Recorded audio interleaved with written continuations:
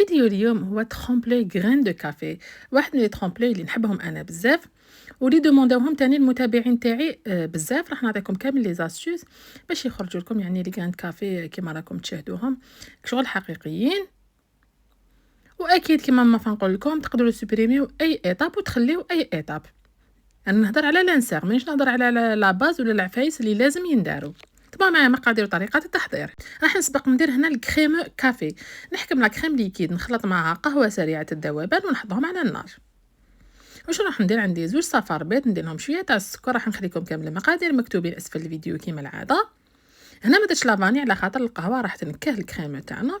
رميت عليه هذيك النسكافيه اللي كنت ذوبتها في لا كريم ليكيد، بعد رجعتها للكسرونه حتى تلحق درجه حراره 80 حتى 83، ولا تسناوها غير تسخن شويه. هذا ما كانش حتى يطيب البيض. نضيف عليها لا ماس دو جيلاتين اللي راح نكتب لكم تحت الفيديو وشوكولا بلون، وتجوز عليها الميكسور بهذه الطريقه حتى نحصل على قوام بريون. شوفوا شحال سهل. هذا هو الكريم كافي، تقدروا ديروه في كامل لي غاتو.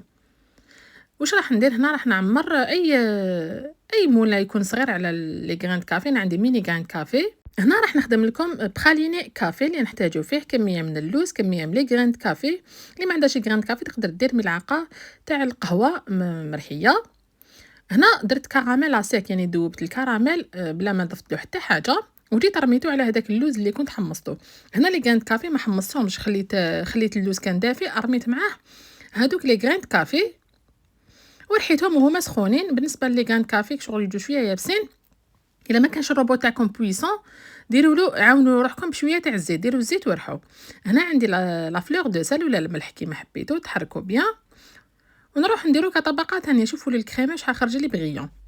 درت طبقه من البخاليني، تقدروا ديروا بخاليني نوازيت ولا امونط كيما حبيتو، ولا ما حبيتوش ديروا تاع القهوه. انا حبيت نعطيكم وصفه 100% قهوه. شوفوا لانسير كيفاش جمد، خليته حتى جمد باش جيت درت عليه طبقات تاع الكراميل. هنا درت نسلي كراميل لا مارك تاملي نورمالمون هكا، ونعاود ندخلوه على المجمد. هنا درت الكراميل باش يكاسي لي شويه المروريه تاع القهوه باش يعطيني بنه هايله. هنا راح نخدم موس ماسكاربون. عندي هنا الماء والسكر، نخليكم كما قلت لكم كامل المقادير مكتوبين. ومن بعد نضيفوا عليهم لا ماس دو جيلاتين ونخلوها تذوب في هذاك السيرو اللي خدمناه. بعد واش ندير؟ نخلط صفار بيضتين ونروح نطلع شغل نطيب هذاك الصفار البيض بهذاك السيرو اللي خدمناه، السيرو اللي خلطنا معاه الجيلاتين حتى تحسوه باللي خلاص ماشي برد، راهو دافي ماشي سخون. نحطو دكوتي، ما نحطوش دكوتي، نروح نضيف عليه الماسكاربون.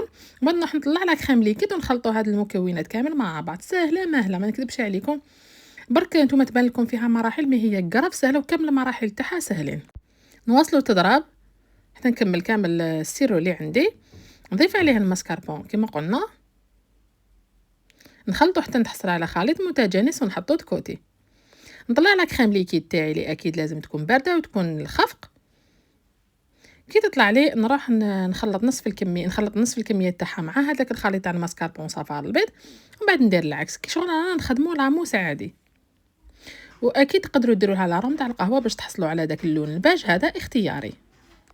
هنا زعما نقصت شويه باللاغوم، خفت تجيني بزاف قاصحه. انا شوفوا ما نحبش الكو بزاف تاع لي زاغوم، نحب الذوق تاع القهوه الحقيقي. مي انا ما حبيتش تجيني لا كريم، ما حبيتش تجيني بيضه تو سامبلومون.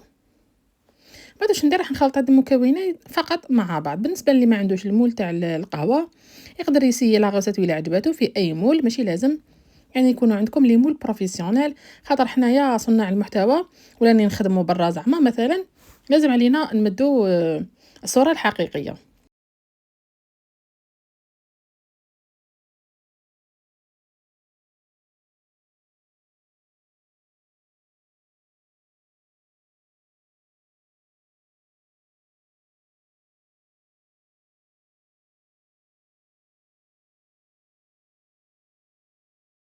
هنا عندي قهوه ذوبتها وعندي لي بودواغ. شوفوا هذه اختياري تاع لي بودواغ، تقدروا تكتفيو غير بلانسيغ اللي خدمناه.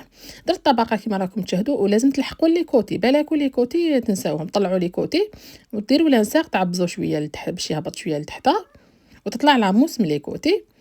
وزيدوا ديروا شويه على لاموس وزيدوا ديروا لي بودواغ. بالنسبه انا كي درت لي بودواغ شفت بلي جات بزاف عاليه، خفت تجيني بومبي وانا نحبها تجي مسطحه. تما الاخرين درت نص بلي بودواغ ودرت نص بلا لي بودواغ.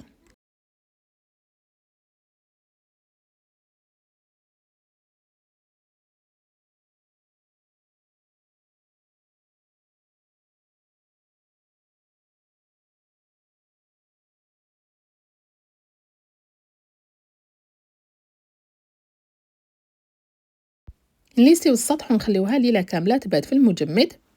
غدا من داك نروحو نكلاصيوها. بالنسبة لونغوباج تاعنا نحتاجو 200 غرام تاع الشوكولاتة، 200 غرام تاع زبدة الكاكاو، تقطعوهم صغار تروحو تذوبوهم في حمام مائي وتصفيوهم اكيد لازم، بعد تروحو تخرجو. شوفوا لازم ديريكتومون يكون كونجلي تروحو تغطسوه، ما لازمش تجبدوه وتخلوه شويه نو.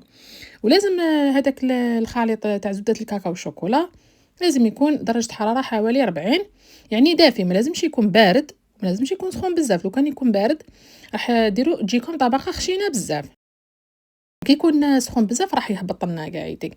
تما ماذا بيكم نتوما غير تغطسوه ديجا يجمد، على خاطر راهو كونجلي لونطرومي تاعنا راه يكونجلي. هاي ليك تنحوه هكا بالبابي باش ما توسخوش يديكم وباش تبقى الخدمه تاعكم نقيه، وتحطوها في سنيوه اللي تكون مغلفه بابي فيلم ولا بابي كويسون. تقدروا ديروا طبقتين اذا كما انا هذه كانوا فيها تقابيح وتغطستها شويه نورمال، مي لازم تكونوا سريعين ماشي حتى تنشف. بالنسبه للشوكولا انا درت نص شوكولا نوار ونص شوكولا اولي، يعني هذيك 200 غرام درت 200 غرام تاع زبده الكاكاو و200 غرام تاع الشوكولاته، يعني درت نص نص.